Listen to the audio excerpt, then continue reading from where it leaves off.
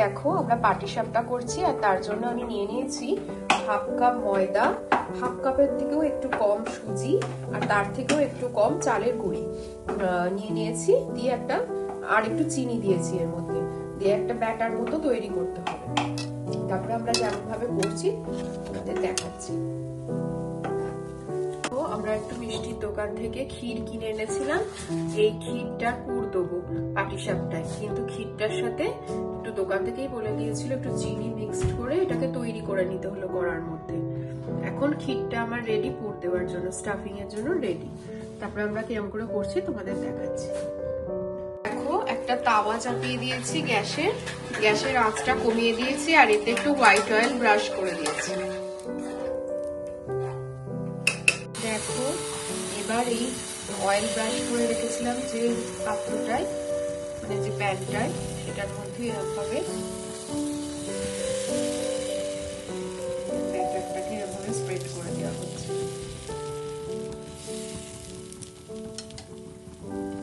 দিয়ে এবার এটাকে হতে দেব। এবার সেই মানে সরু চাকলি পিঠে যেরকম বানিয়েছিলাম, ফুটফুট হলেই কি মা বাড়িতে একটুখানি ইয়ে হয়ে আসবে, কি হয়ে আসবে মানে ওপরটা একটুখানি দেখলেই বোঝা যাবে যেটা একটু কাঁচাটে ভাবটা তলাকার, তখনই ফুটটা। এবার এর মধ্যে ক্ষীরের পুরটা দেওয়া হচ্ছে।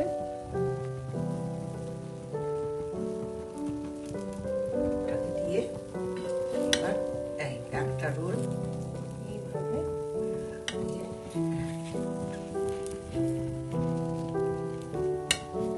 এরকমভাবে পাক করে দুদিকটা একটু টিপে মুড়ে দেবো,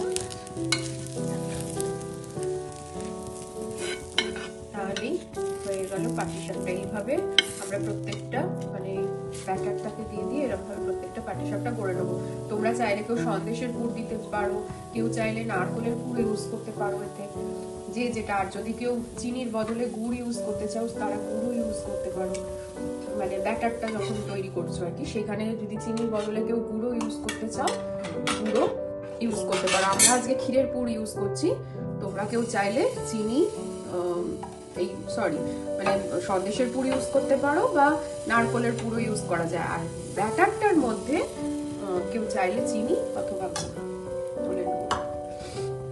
এই যে আবার ব্যাটার স্প্রেড করে দেওয়া হয়েছে, যে তেল মাখানো অয়েল ব্রাশ করা যে তাওয়াটা, তার মধ্যে যে এইভাবে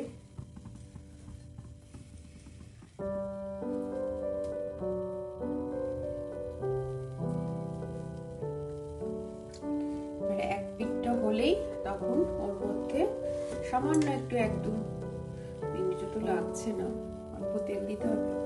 আচ্ছা অল্প একটু তেল ছড়িয়ে দিতে হচ্ছে, সামান্য খুব কম তেল।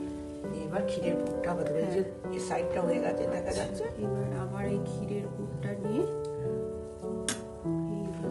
এই যে মিডিলটাই হচ্ছে এইভাবে। সন্দেশের পুর দিয়ে খেতেও দারুণ লাগে, অপূর্ব লাগে। পাটটা একটু করে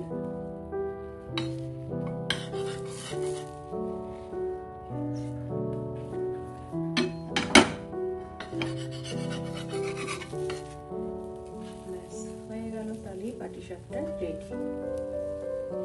যে আবার দেখো আরেকটা ব্যাচ বসে গেছে, হচ্ছে এখানে দেওয়া হচ্ছে।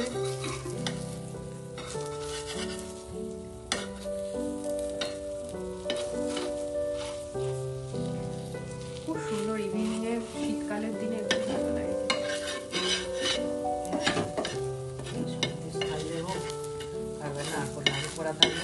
যেটা দিয়ে খেতে ভালোবাসো আর কি।